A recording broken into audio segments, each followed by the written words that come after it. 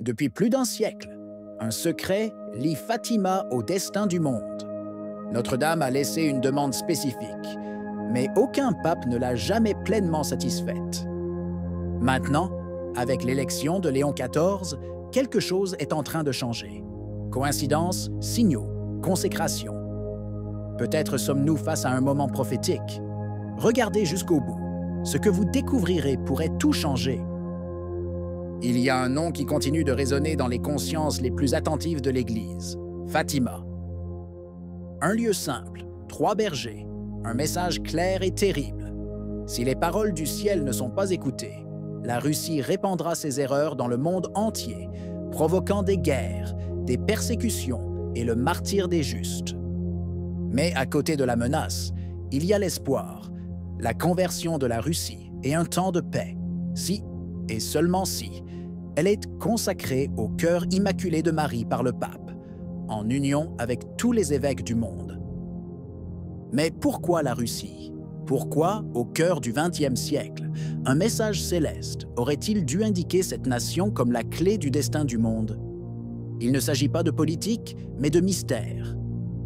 La Russie, berceau d'une profonde spiritualité et en même temps théâtre de révolution et d'athéisme d'État, incarne une bataille entre la lumière et les ténèbres.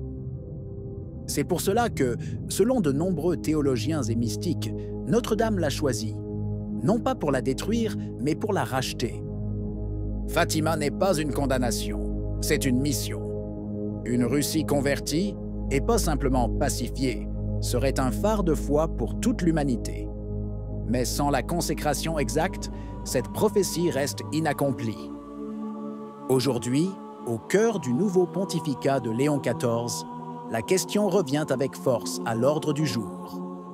3 ans après la consécration ambiguë du pape François en mars 2022, rien de ce que Notre-Dame avait promis ne s'est réalisé.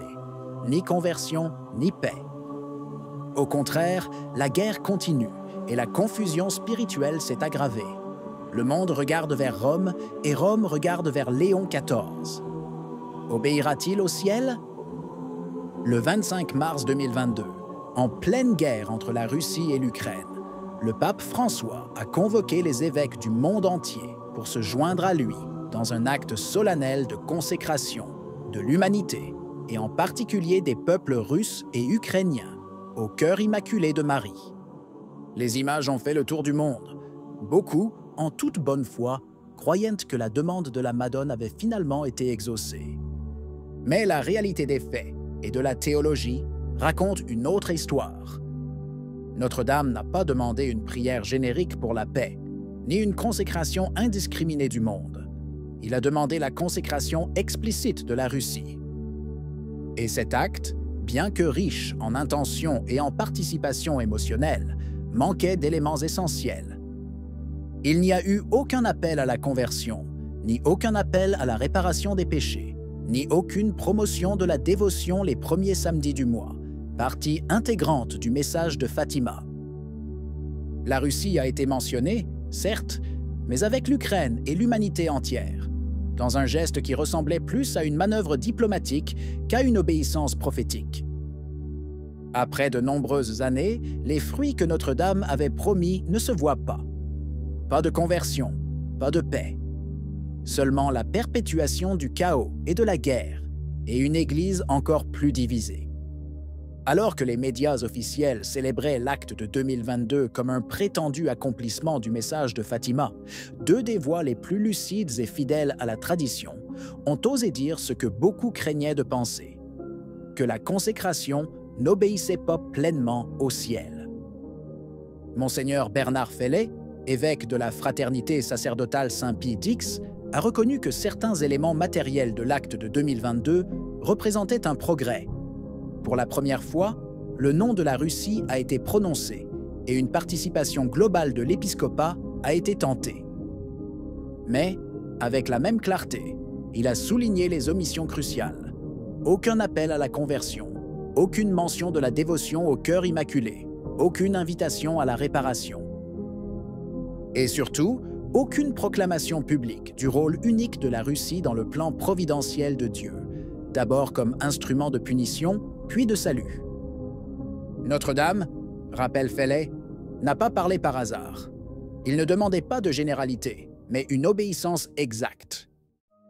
C'est seulement ainsi, dit-il à sœur Lucie, que viendrait la conversion de la Russie et le temps de paix pour le monde.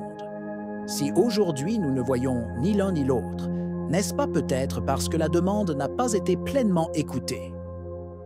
Même Monseigneur Joseph Strickland, un évêque américain connu pour sa fidélité doctrinale, a réitéré que les conditions du ciel sont claires, précises et non négociables. Dans son discours, il a passé en revue toutes les consécrations précédentes, de Pie XII à Jean-Paul II, montrant comment chacune d'elles a échoué dans au moins un élément essentiel, soit l'union des évêques manquait, soit la mention explicite de la Russie. Il en va de même en 2022, où la consécration, bien que chargée d'émotion, s'est résolue dans un geste vague et diplomatique.